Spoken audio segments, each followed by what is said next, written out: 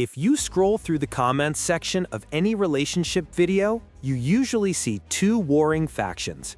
Team 1 says men are biologically programmed to cheat. They are visual creatures who can't say no to opportunity. Team 2 says women are the real cheaters. They just do it smarter. They keep a plan B guy in the friend zone and monkey branch to the next relationship before the first one is even over. So who is actually the villain here? Is it the dog who gets caught or the strategist who doesn't? I just read the 2024-2025 reports from the General Social Survey and the Institute for Family Studies, and I found out that both of those stereotypes are wrong. The truth isn't about gender anymore. It's about age and tax brackets. Today, we are settling the debate with cold, hard numbers. If you want the short answer, here it is. Historically and generally, men cheat more. According to the most recent data syntheses, roughly 20% of married men admit to sexual infidelity compared to only 13% of married women. That means nearly 1 in 5 marriages is touched by a husband's affair.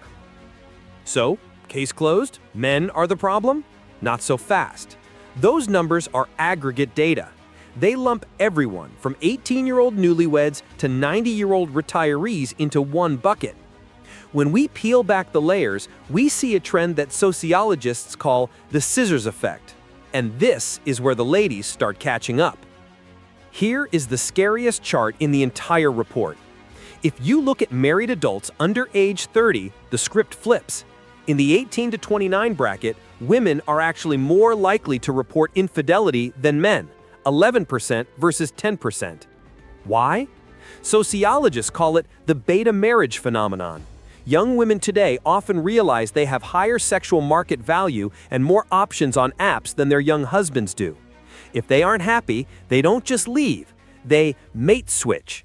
But look what happens later. By the time we hit age 60, the men take the lead back, and they take it hard. The demographic with the absolute highest cheating rate in America isn't the 25-year-old club promoter, it's the 70-year-old grandfather.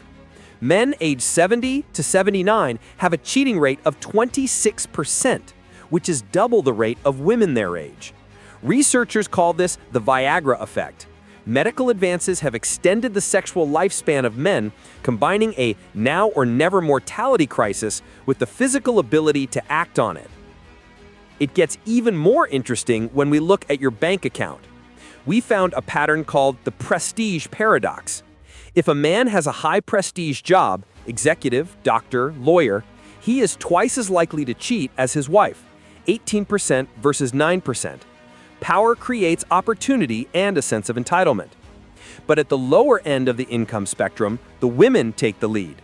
In low prestige or economically precarious households, wives are significantly more likely to cheat than their husbands, 21% versus 13%. The data suggests this is often resource seeking. If the marriage isn't providing security, these women may look for a partner who can. Now, before you get comfortable, we have to talk about the gray zone. The biggest reason men and women fight isn't just doing it, it's defining it. Men are statistically more likely to engage in sex-only affairs. 75% of reported sex-only affairs are by men. They compartmentalize.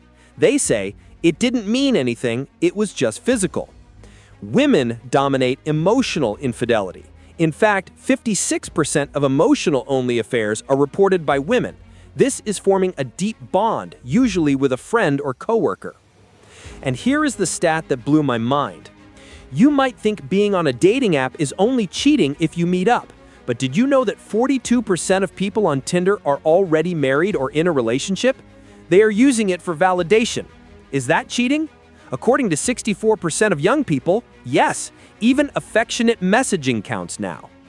So let's look at the scorecard. Who cheats more? If we are talking about a lifetime of physical acts, men win, especially the older ones. If we are talking about emotional affairs and the younger generation, women are catching up fast. But perhaps the saddest stat in this entire report is the gaslighting metric.